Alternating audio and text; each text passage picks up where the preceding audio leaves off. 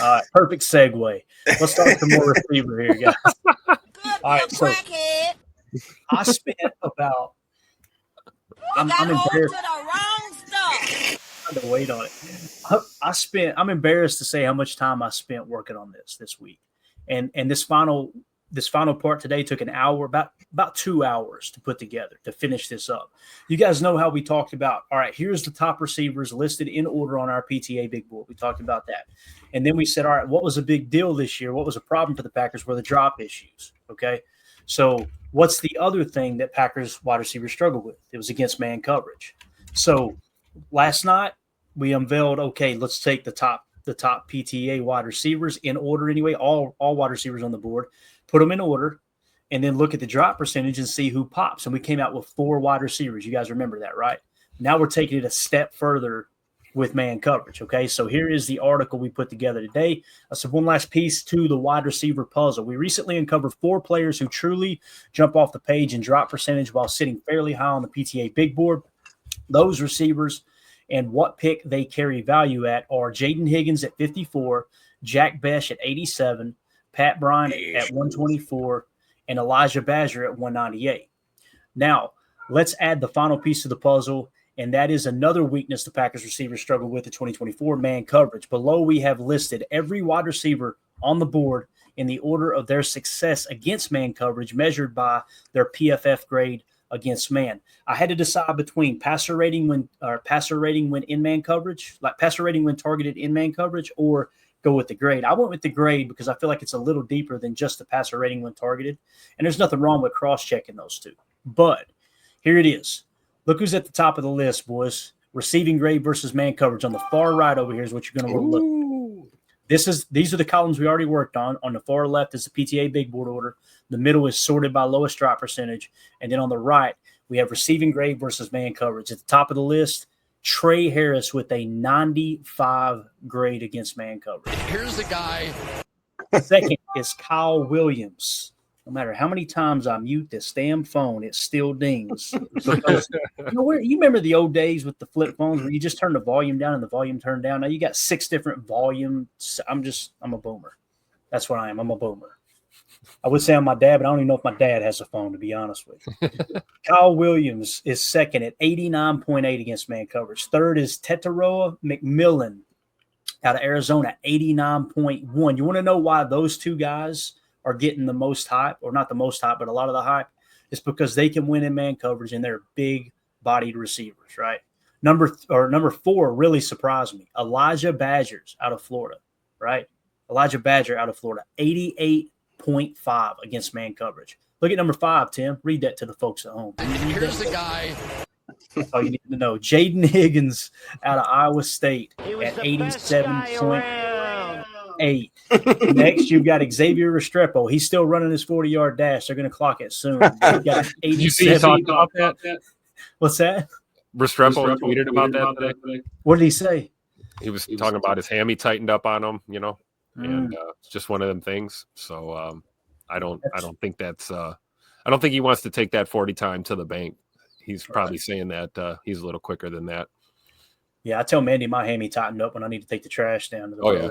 Sure. I just got maybe tomorrow. Maybe we'll get it tomorrow. So Xavier Restrepo, 87.6. Listen, whether it was a hammy or he's just slow, he knows how to separate, he knows how to create space. There's no doubt about that. Jordan Watkins out of Ole Miss, 84.1. With Lane Kiffin and Jackson Dart, they love those receivers, didn't they? You got 2 of the best at against man coverage coming out of Ole Miss this year. Andrew Armstrong out of Arkansas at 83.3. Nick Nash out of San Jose State at 82.1. Pat Bryant out of Illinois at 81.5. That rounds out the top 10. Is there anybody you want to try to find out where they're at on this list before we kind of unveil what we uncovered here? Can you scroll down a little more? Absolutely. I'm going to look at Jalen Royals there, Igbuka, Tez Johnson, Ja'Cory Brooks, a couple guys, Luther Burden. Some guys on the Jalen Knowles down there a little bit farther than I thought he'd be. Jack Bech, Torrey Horton. Yeah. Wow. Okay. I mean, that's not bad. It's not terrible scores or nothing, but we're getting to the point now. So the Deontay Thornton, that's getting into a little less than desirable. Rock Taylor. Okay. Matthew Golden. Wow. Yeah, that was a big one for me, right? Savion just keeps like he's falling farther and farther down. Right. When you peel a couple layers back, right, you start to There's find. Bond. Yep. So there's Isaac Tesla. Oh man. Toward the bottom, right?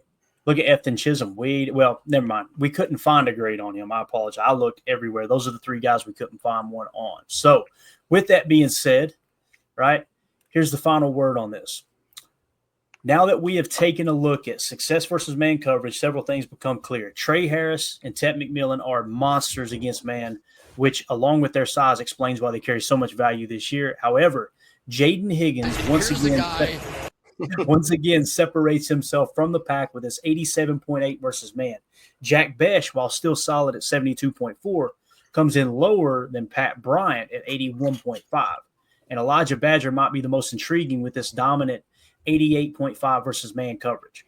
With all that being said, each of these receivers would be great at their projected picks, but three really seem like great value, and they are Jaden Higgins at 54, Pat Bryant at 124, and Elijah Badger at 198. Any two of these combinations could reset the Packers wide receiver room for success against a glaring weakness. And, the reason I mention this, guys, is Jack Besh was on the last list. You guys remember? He was on the list because of low drop percentage. Doesn't mean Jack Besh isn't worth a third-round pick, which is right around where we've got him on our board. However, some people are saying he may go in the first. I'm hearing that now from scout chatter. So he drops off the list now, and now we got it zeroed in on three wide receivers. Now, please don't kid yourself into thinking we are the only three people on the face of the earth that understands this. I guarantee you there are GMs and draft rooms and scouts all over the league that know this information. They may not last to 54, 124, and 198, to be honest with you. So you might want to be prepared to take these guys one round earlier, mainly Pat Bryant and Elijah Badger, because it is going to be hard to take Jaden Higgins in the first round, right? Although, if you remove the names and you just said, all right, look, here's what this unnamed player did against man coverage. Here's his drop percentage. Here's his size. Here's his measurables. Here's his speed. You probably go, damn, Jaden Higgins is a first-round pick. So let me get your all's thoughts. Let's go around the horn here. Let's have a little conversation about it. Let's see if we can figure out what's the best draft strategy for the Packers in terms of how to get at least one of these three players here. D tackle in the first round, Jaden Higgins at 54. Let's go. In a perfect world. Right. In a perfect world. I don't see Goody going to the first round for a wideout. I don't either, man. Yeah. There's too much value after it, right? I mean, and with Tet McMillan, you look at him and you go, okay, yeah, he's great against man coverage. However, we talked about the drop percentage was like in the 7s, which is still good, don't get me wrong, but it ain't nowhere near Jaden Higgins at 2%. You got to be looking at that going, if you shoot your shot in the first round on a wide receiver, and now you kind of back yourself in the corner where you couldn't potentially take Jaden Higgins or Trey Harris I'm still on Trey Harris. Please don't take this the wrong way. You got to understand, guys play, what did we struggle against last year? It was man coverage. So why not go get Trey Harris, who dominated against man coverage, and work him into the offense? And now you've improved that aspect of your offense, and more specifically your passing game. And that could be a huge step in the right direction. We're just simply saying these three really did separate themselves. Jacob, thinking about a mock draft, right? Like if you were drafting right now, how would you try to position yourself to land one of these three? Or do you disagree with landing one of these three and think, I think I'd rather go this direction in the first round or maybe the second? No, I kind of will piggyback slightly off what Tim said. I think what I would do in the first round is absolutely best man available with an emphasis maybe towards D-line and edge. If that is not there, if a Colson Loveland, if it's Pierce, if it's Mimbu, if it's something crazy like that we just, even if it's not a glaring need, you take the best guy available in that first round. You come around in the second, you either get Jaden Higgins or you get Trey Harris, whatever one's available. If that doesn't work, I would probably look for a cornerback in that situation, or again, best man available. I would start targeting at least either Jack Besh or Pat Bryant, probably right around that late second to third round. And if those guys don't go through, if you got nothing in the first 2-3 rounds, then I'm definitely targeting Pat Bryant, and I'm definitely going to be targeting Elijah Badger later in the later in like maybe 5th, 6th rounds kind of thing. I mean, it's not necessarily that, again, I hate going into a wide receiver or going into a draft saying we need to pick a wide receiver in the 2nd. We need to do this in the 3rd. It's right. When the draft gets done, we need to have had at least one shot at wide receiver. Like we need to, it doesn't necessarily, this gives us a good idea. So like throughout the draft, like Tim said, I don't think we're going wide receiver in the 1st. I think there's a really big, giant bullseye in the 2nd and 3rd rounds. But if we're, for some reason we get through those rounds and it just didn't work out the way the board didn't fall the way we wanted to, I think it's great to find certain players like a Pat Bryant, like a Badger, even maybe a couple of these other guys that are kind of waiting in the wings a little bit later, like Jalen Royals, just some of those guys that you can kind of come back around and circle back and just make sure that you had a decent draft. But yeah, we got Emilio joining us now. Emilio, I don't know how much of what we've talked about that you've heard. We're just kind of completing this exercise that I've been working on the last few days, where now what we've added, you got the PTA big board on the left with our wide receivers ranked there. We know you've got access to that board as well. In the middle is the receivers resorted at drop percentage, right? And then on the right, you have receiving grade versus man coverage. You can see the list there. You got Trey Harris, Kyle Williams, Ted McMillan, Elijah Badger again, Jaden Higgins rounding out the top 5 there. What do you think, man? By the way, Emilio, congratulations. Thank you, Jacob. Here's Not a for guy. Not sure what for, but I appreciate it. Another Taco Tuesday. Oh, yeah. One of the 52 I enjoy every year. Yeah, but no, it's good to see. I like that you've been breaking it down. I'm happy you put it into a table, Clay. That's huge. I'm glad we got that squared away. And yeah, listening to DJ and Ross and all them, you're hit or miss now on the wide receivers. I'm hearing Matthew Golden's probably first, going to be the number 1 first wide receiver to go. It's crazy. And they're thinking maybe only, one or 2 receivers could be going in the first round. It's just going to be a lot different. Out of the 30 that average, getting drafted each year, this is going to be a different draft. I think you can find a lot of talent, maybe not top end number 1, but if it were to be the number 1, it had to be Travis Hunter. Then you can go from there. But right. Yeah. Look at Matthew Golden, man, in the 42 spot at 65.2 against man coverage. Isn't that wild? I mean, that's just crazy. So he's obviously just a zone demon. Don't get me wrong. Did you say 65? 65%. That's correct, Sir Murphy. Also, Emilio, we broke some news here just a second ago through Easton Butler. Isaiah Bond is scheduled to be a top 30 visit. You got anything to add to that before we probably just checking to see if that time that he said that he was going to run and didn't run is if he's able to do that, right? Let's get him on one of our stopwatches. Besides that, 439 is on the official RAS card. However, did he say he was going to break 429 though? Yeah. He said I thought he said he was going to break 4.2, like he was going to run a 4.1. I could be wrong though. So I don't know. No, you're right. He came out talking. He came out talking, didn't back it up. So the Packers just got to confirm it. He could be one of the 2/3 that don't get drafted, but it is one of the targets. I think you just got to kind of know, pick his brain a little bit. Yeah. Ron Samble in the chat says Jack Bech is going to go in the 2nd round. I think he's the guy I'd love Goot to pick and then take another in the 4th or the 5th. And listen, I'm not down on Jack Bech. I think Jack Bech is going to be a good receiver. I really do. And when you look at where he's at on our board, on our PTA big board, right? I left that percentage up there. That's my fault. We have him in the 10 spot amongst wide receivers. So he's the 10th best wide receiver. And then if you look on the drop percentage, only 1.6% drop rate is just insane. However, against man coverage, like we pointed out earlier here, Jack Bech is in the 27th spot at 72.4.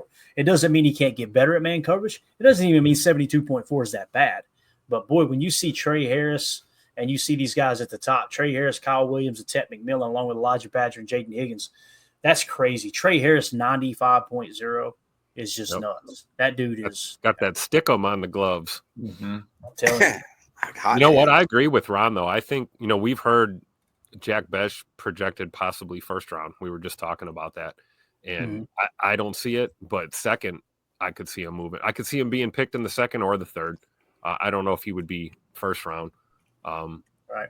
It's interesting with the news today with Stephon Diggs going to the Patriots and the Patriots picking 4th, you think they probably go O-line in that first round now rather than receiver, right? So that could kind of or edge defender maybe. Or edge, yeah, exactly. Like, so I don't know, like before this deal, I had them possibly going receiver early. Now that they added a veteran stud like Stephon Diggs, maybe they won't pick, a receiver in the first round. So could tilt the board a little. Everybody in the chat, let us know which receiver you want at what pick, if you don't mind. I'd really like to get everybody's take. Prince in the chat says Trey Harris would be my pick in the second round. Coach Lynn says I'm starting to lean towards Trey Harris in the second. That's what our board says we should do.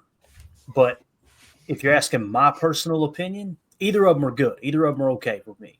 But looking at the things we've uncovered the last few days in terms of where they sit on the board in conjunction with the drop percentage and the man coverage, against man coverage, if they're both on the board, I think I'm going Jaden Higgins. I really do. Because he's got a little bit more than Trey Harris overall, in my opinion. A little bit more size, right? Obviously, the only thing that you could look at him and knock him on is the talent he played against, right? Like his opponents. Because obviously Trey Harris playing in the SEC and of course Jaden Higgins playing in the what is it again that he played in? Was it the Mountain West or what was it? Where's Iowa State at? What's Iowa State? Is that Sun Belt? No, I think it's this.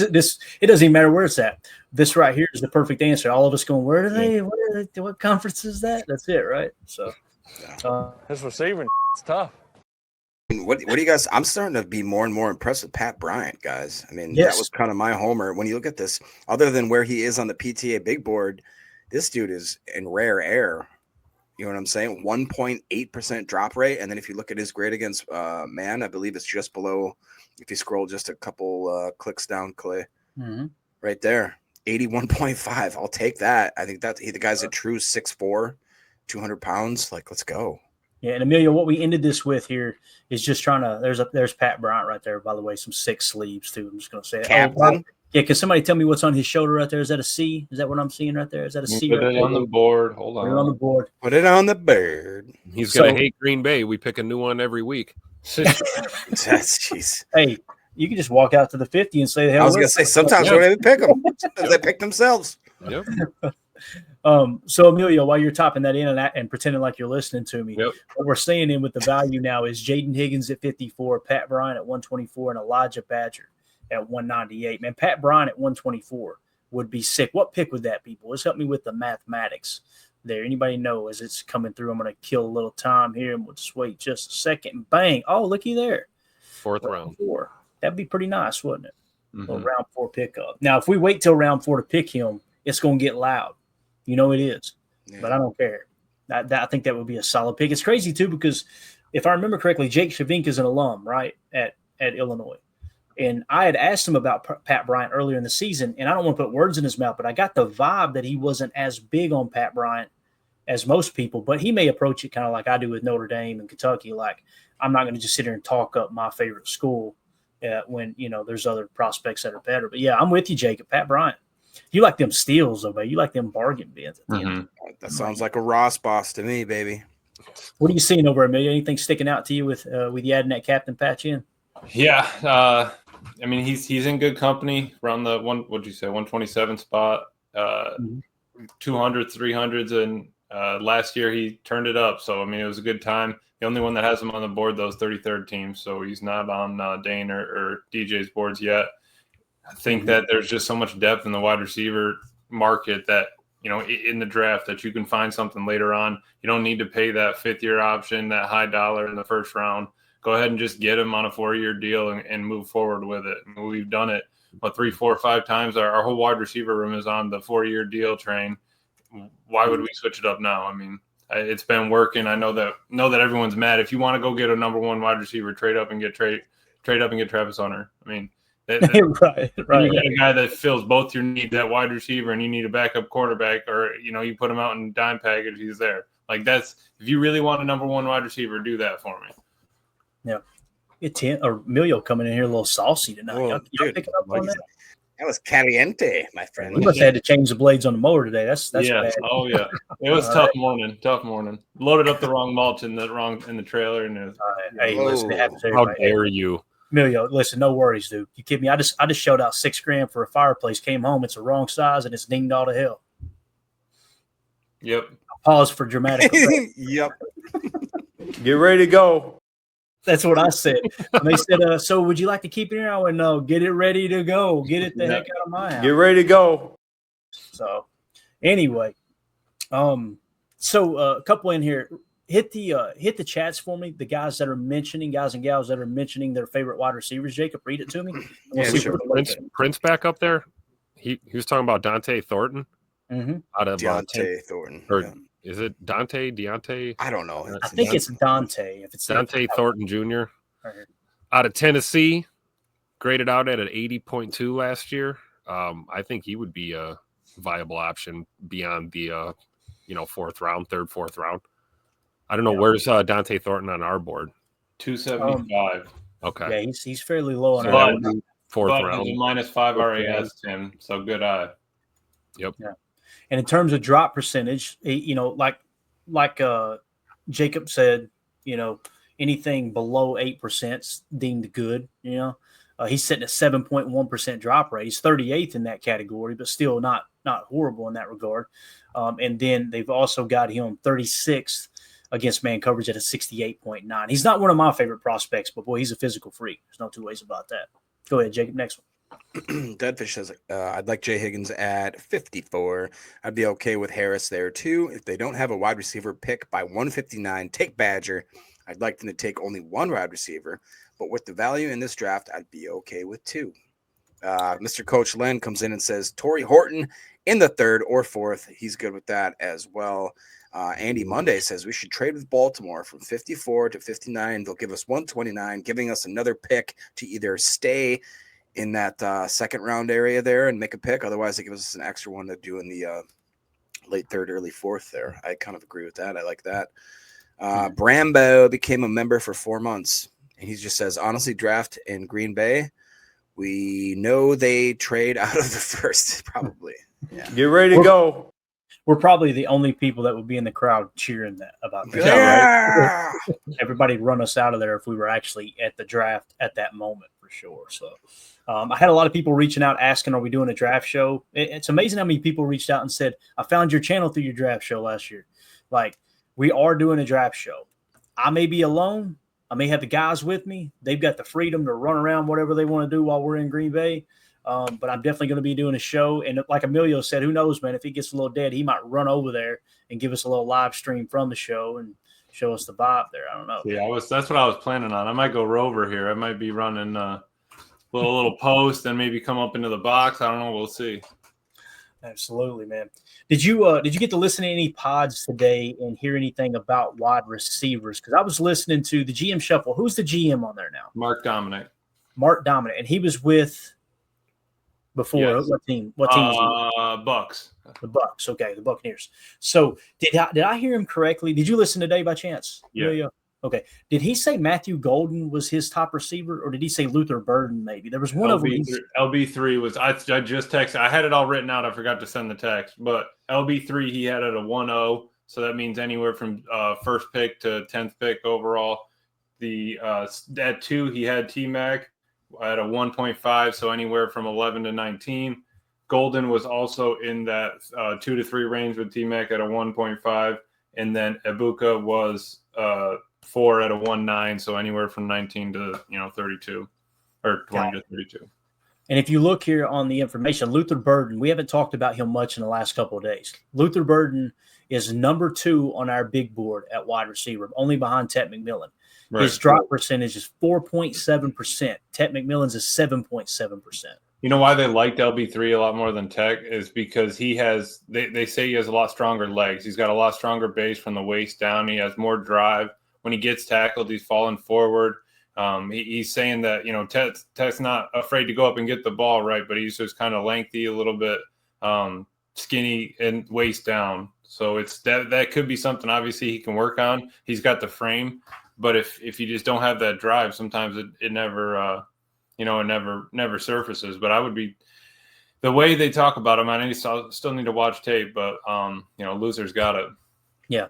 Again, when you hear a former GM say, "Hey, that's my wide receiver one," and I don't think anybody expected that either with LB3. Like it kind of caught me off guard. Didn't he say something about him always falling forward too, always falling forward driving? Always 2 yards that's the hidden yardage. I mean, if you have and at his size, how can you turn that down? You're able to get positive yardage even after the catch. He's always breaking tackles. It's just, you get a big frame guy like T-Mac, you might not get that. And the only thing that you could push back negatively in this exercise we did when it comes to Luther Burden III is he's 18th in PFF grade against man coverage at 78.8, which still isn't bad. Like that's, you know what I'm saying? That's still a solid grade.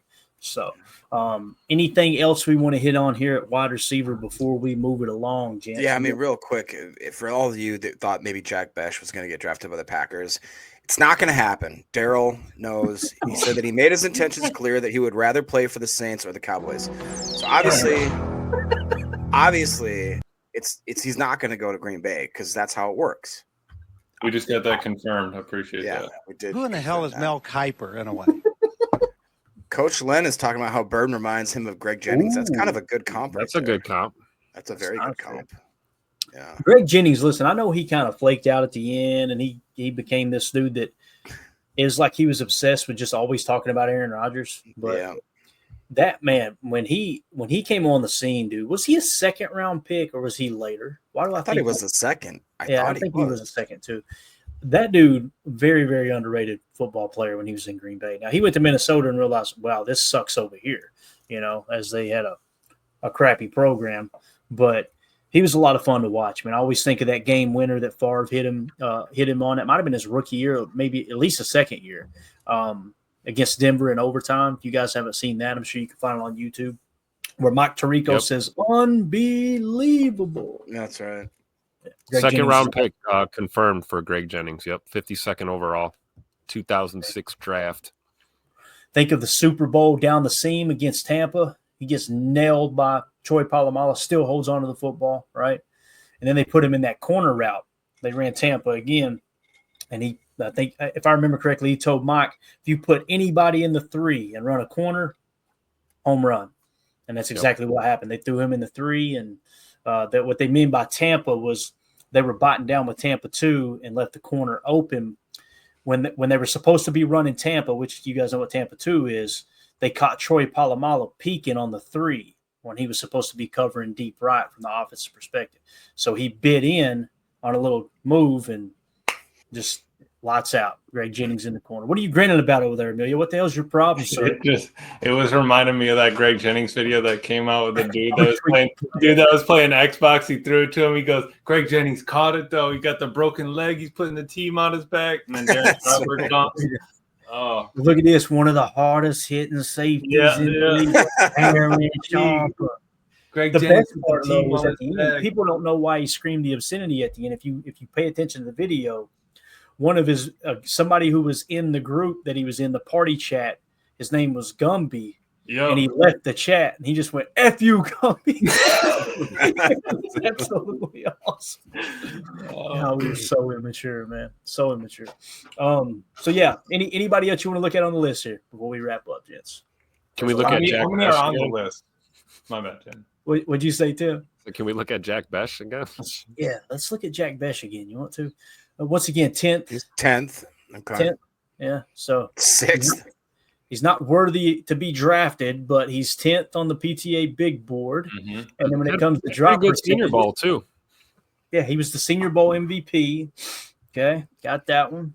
Drop rate of 1.6%. Is that good? High score? What does that mean? Yeah. And again, he had a -5 RAS. What'd you say? He had a -5 RAS, so he was a 9 or higher. Yep. So maybe he is draftable. I don't know, man. Andy Monday in the chat. Listened all day to last few days pods while on the route. Now listening live. It's a good day. Appreciate you hanging out with us, Andy. You are the man. Let's see what Aggressive for UFO says here before we wrap up hour 1. He says, Clayton, I want to go D tackle, then edge. My main focus, corners and wide receivers in the later rounds.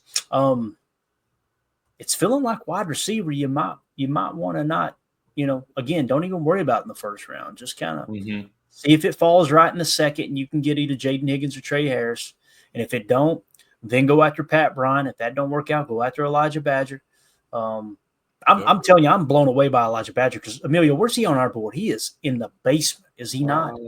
If I remember correctly, and his first name's 203. What is it? 203. Okay, not as bad as I thought. And this is how he got to 203. PFF in 2022, 133rd at his position. Then he jumped to 107th. Then he jumped to 81st.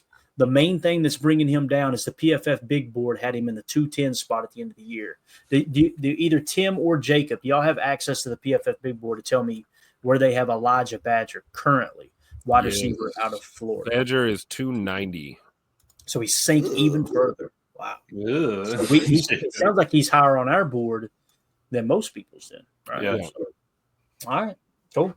That's a fun talk. So again, we've hit on wide receiver talk a lot the last few weeks, and we've done it intentionally because I wanted to get through that exercise of, okay, these guys check the box, take it to the next step. These guys check the box, take it to the next step. And now you're left with 3 or 4 that we really, really like. So that's going to do it. Go ahead, Jake. Sorry, real quick to end round 1 here, or episode 1. Elijah Badger is about as consistent as a man can be at this position. 2022, 76.1, 2023, 76.7, 2024, 78.6. He had 863 yards, 713 yards, 806 yards. This last year, though, he averaged over 20.7 yards per reception. Hey there. And a contested catch rate of 68.8, a drop rate of 0.0. That's pretty good. Receiving grade of 81.5, yards per route run of 2.96, and a grade versus man coverage of 88.5. He was the best guy around. And by the way, he's trended 26% to the Green Bay Packers. The next highest are tied between the San Francisco 49ers and the Chargers at 8% each. Let's go. He's a Badger. Also, on the scouting report, it says he glides in the sheets. That's going to do it for hour 1. We will see you on the other side for hour 2. We appreciate y'all. Mm-hmm. All right, Tim is embarrassed now, so we're ready for hour 2. Welcome into hour 2. How's everybody doing? Listening on the pod. Well, Sit your butt outside.